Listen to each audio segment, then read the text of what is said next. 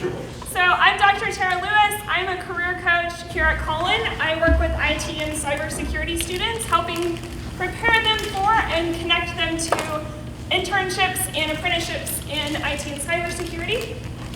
So I'm going to talk today about career readiness. It's kind of a term that you're probably not familiar with, but if I call it something like soft skills, you may be familiar, or transitional skills. So career readiness, it's a foundation to demonstrate core competencies that benefit and they broadly prepare students for the workforce, basically. And it takes all of us to help students do this, right? So we need faculty, career coaches, mentors. All of us have a part in doing this.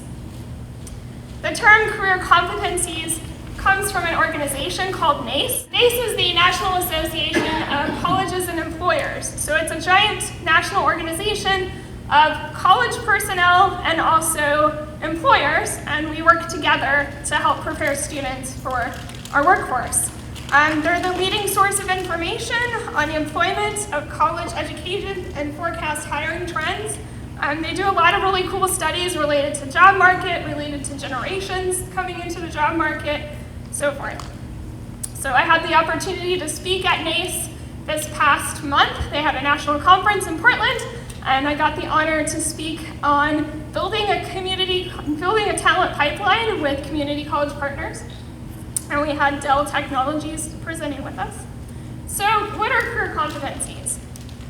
So there are 8 competencies that we utilize in NACE to talk about career readiness. So we have career and self-development. And I was actually on a task force last year to kind of revise these competencies. So we used to call career and self-development, we used to call that career management, but it's kind of the same thing. We thought, you have to have some sort of self-awareness and sort of self-development to really succeed in your career. Communication, critical thinking, equity and inclusion, leadership, professionalism, teamwork, and technology. So these are those core competencies or core skills or transferable skills or soft skills. I go by all of those names. And we've also developed a framework so you can look at behaviors for these competencies. So I'm just going to demonstrate a couple of them here. For instance, communication.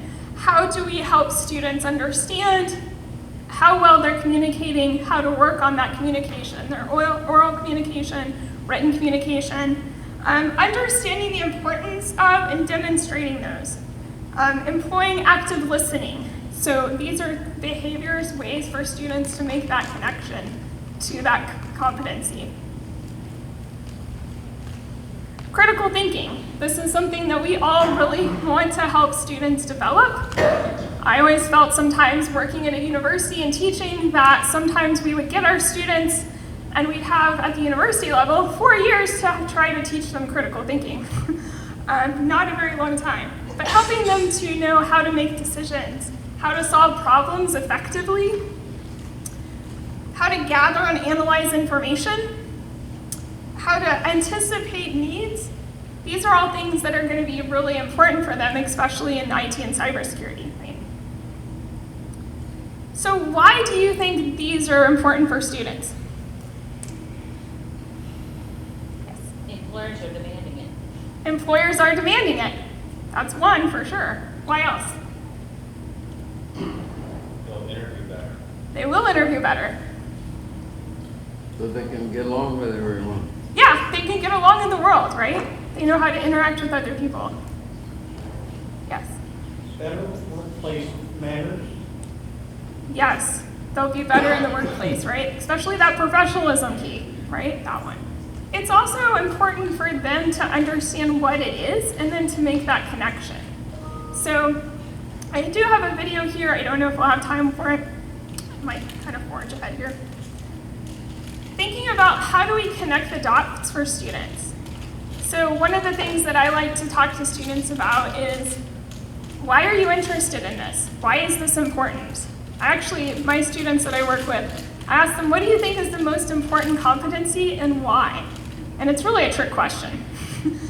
Most of them, I only had a few that say communication because it ties them all together, so they were kind of right on with that one. lot of times students have trouble connecting the dots between what they're learning in class and what's happening academically with what's happening outside their curriculum and how to bridge that gap. So career readiness is a way we can integrate that and talk to students more directly about it. And it doesn't really have you don't really have to do a lot to do it. You're already doing it.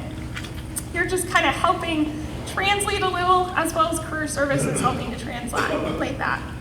So one of the things that you can do is really just providing some of those mentoring moments for students. You can promote early career exploration, connect them to the Career Center.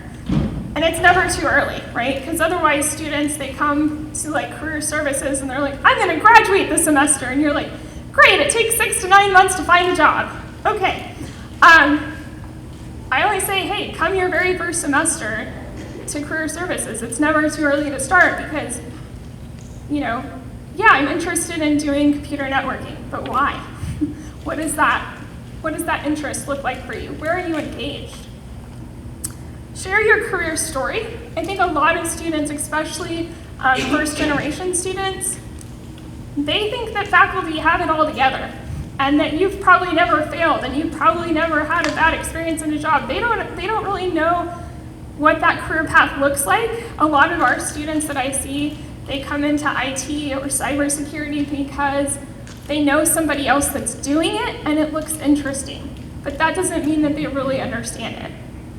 They're gonna look to your parents, right? What did you want to be when you were 8 years old? I wanted to be like a roller skater at Disney World. I thought that would be awesome. And then I wanted to be an artist. That didn't really work out. So I had to really figure out like who to talk to. I talked to people about what they did and figuring out what I like to do. So sharing a little bit of your career story might really help a student. Recommending a career resource. This is super easy to do. You could just pull it from the Career Center, ask somebody, just be like, hey, what's something I can share with my students? You can have it on your Canvas or your learning system page, or you can just kind of in class be like, hey, by the way, did you know this exists?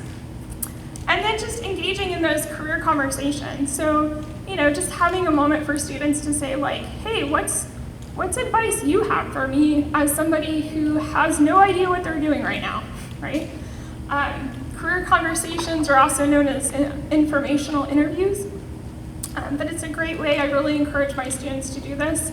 We even have a series that we do through my program called the IT Factor or IT Factor, where we bring in employers and we basically ask them these career conversation questions. We say, how did you get started? Why did you get interested in your career? What do you do every day? What does that look like?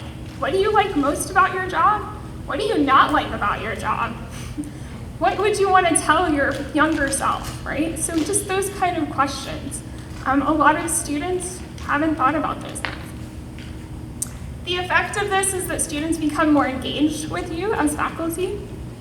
They are better informed to make career decisions.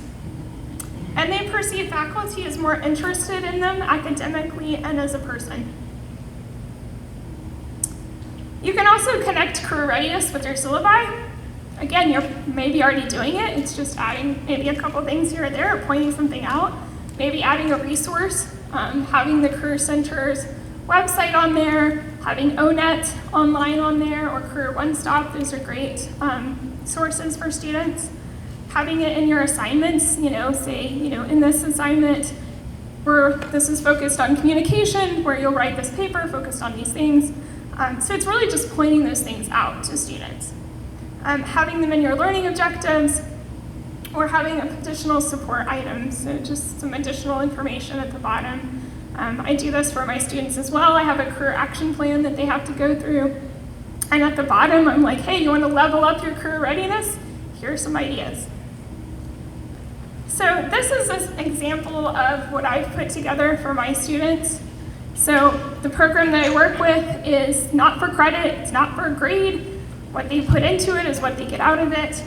But I wanted to link these things for them. So looking at their career development, what are some things that they've done? Have they attended an event that's related to their career? So for your students, asking them, hey, have you gone to this professional organization meeting?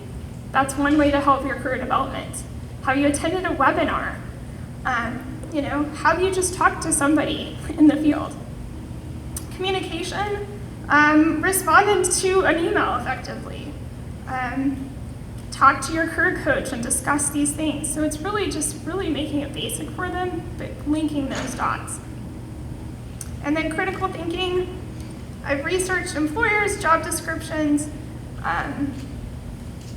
even that's a place to start. A lot of students haven't even done that yet. They think, oh, hey, I want to go into this, but they haven't even looked to see what's out there. And I do this a lot with students to say, this is their assignment. Go out and look at a job description. Look at several. What are they looking for? What are you learning? What gaps will you have? What do you need to learn? So this is an example from a syllabus. I just pulled this straight from one of our syllabus here at Collin, looking at the learning objectives. So, and then breaking this down into career competencies. So utilizing equipment, protocols, topologies to differentiate between various network systems. Problem solving, critical thinking. It even says analytical thinking in here, right? Employ analytical thinking. Troubleshoot network connectivity. So some of these are already in there. Communicate effectively, it's already in there. Collaborate, that equals teamwork and leadership. So your career competencies are already in your syllabi, but it's helping the student understand that this is what you're learning. So for instance, I have students that work a lot in retail, and they don't think that their experience is going to help them in the IT field. And I said, well, you're working at Walmart, you're working with customers. You know how to deal with people, you know how to deal in a high-stressed environment, you have to be adaptable. You have to communicate effectively with someone. Those are the dots that they need help connecting. And then even your assignments too, right? Having your labs or your discussion questions, right? You have to respond to discussion questions, you're working on your communication skills. So that's an example. And then just some resources for y'all. A lot of these come from NACE that I mentioned previously. And then the video really just kind of talks, it's faculty talking more about career readiness skills and why they're important. So, any questions? All right, thank you.